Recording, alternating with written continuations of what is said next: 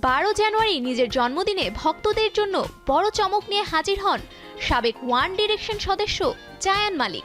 সম্প্রতি জনপ্রিয় এই সঙ্গীত শিল্পী 2026 সালের জন্য বড় কিছুর ইঙ্গিত দিয়েছেন, যা দেখে অনেকেরই ধারণা এটি হতে যাচ্ছে মিউজিকে তার প্রথম পূর্ণাঙ্গ সোলো ওয়ার্ল্ড ট্যুর।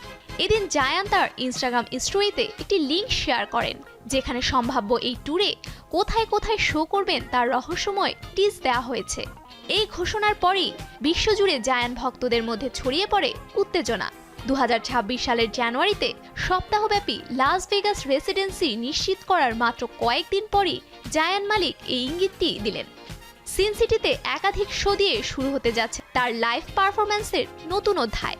ইনস্টাগ্রামে প্রকাশিত নতুন টিজারে একাধিক শহর ও অঞ্চলের ইঙ্গিত পাওয়া গেছে, যা স্পষ্ট বোঝাচ্ছে জায়ান আবারও তার সঙ্গীত নিয়ে বিশ্ব ভ্রমণে নামতে প্রস্তুত।